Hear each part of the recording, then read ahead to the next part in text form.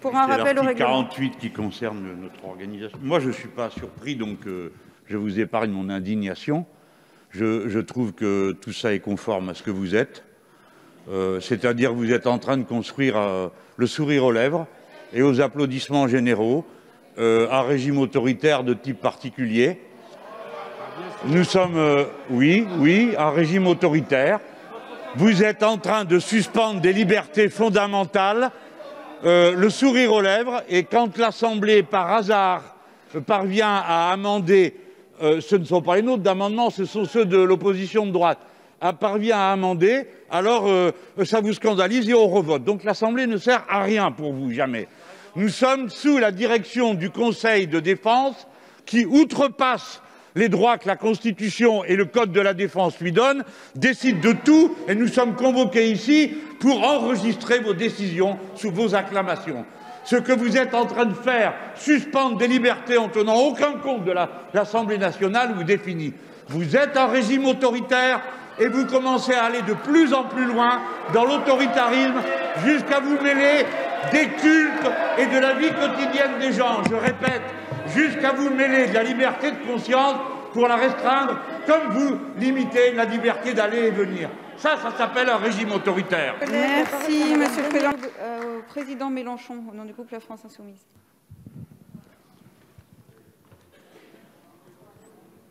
Il y a un certain sentiment d'irréalité au moment.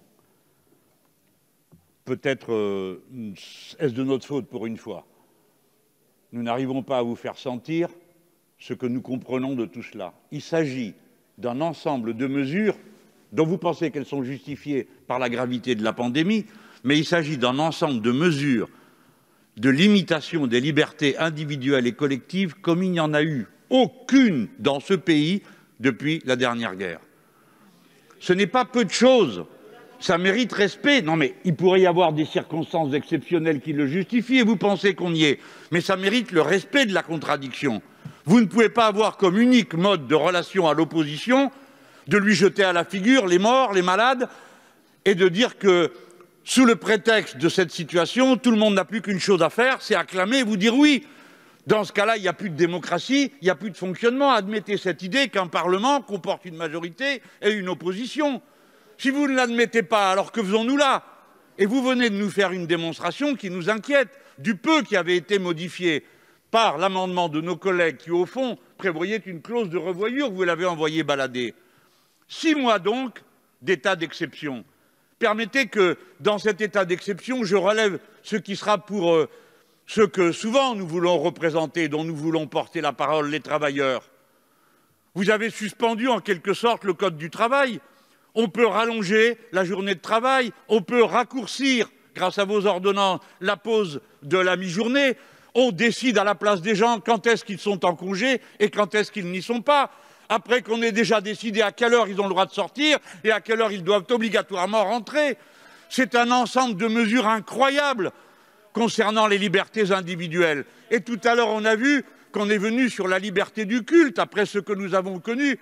Mais oui, mais vous avez toujours des bonnes raisons. On vous adjure de réfléchir un instant que si nous parlons de cette manière, nous qui, dans des circonstances où nous n'avons reçu, en réponse à notre main tendue, que des qualificatifs parfois fort injurieux, nous n'avons jamais ménagé notre volonté d'unité d'action dans la crise sanitaire. Je ne dis pas union nationale, unité d'action. Respectez-nous un instant et comprenez ce que nous vous disons. Si vous mettez à ce niveau l'injonction d'obéir, que se passera-t-il si les gens n'obéissent pas?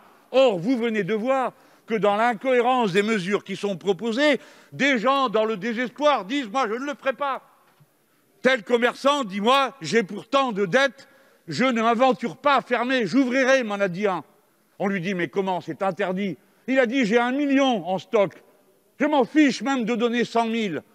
Le pharmacien qui est en bas de chez moi, de même, je ne me paye plus depuis 6 mois et je ne sais plus quoi faire, etc., etc. Si les gens n'obéissent pas, qu'est-ce qui vous reste? Tellement vous avez tendu l'élastique. Il vous restera l'article 16. Regardez bien comment nous sommes.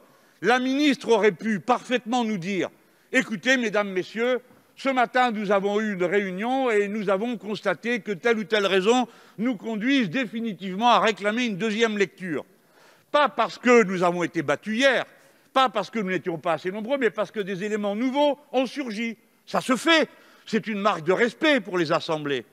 Au lieu de quoi, ce qui s'est réuni ce matin, c'est le Conseil de défense. Je sais que vous n'aimez pas qu'on vous en parle, mais j'y insiste, collègues, réfléchissez-y tous.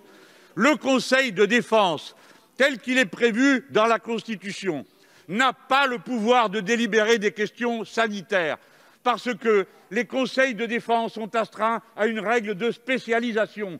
Ils ne peuvent sortir du droit commun que dans le domaine qui leur est reconnu, qui ne concerne ni de près ni de loin les questions sanitaires.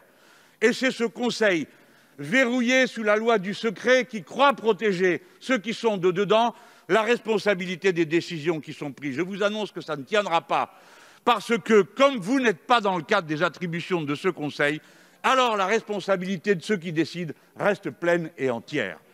Vous devez prévoir impérativement, collègues, qu'on puisse rediscuter pour qu'il y ait une alternative à un plan de confinement général. Il y a des alternatives. On ne peut pas enfermer la France entière pendant 6 mois et peut-être encore 6 mois derrière, parce qu'aucune société ne peut vivre comme ça. Aucune société. Ni dans l'incohérence qui consiste à dire « restez chez vous, mais demain matin, vous avez le droit de vous empiler sur le quai du transport en commun. À l'école, portez un masque, mais à la cantine, non, etc. etc. » Le peuple français est un peuple éduqué et conscient. Il n'admet pas les ordres incohérents. Merci, Monsieur le Président Mélenchon.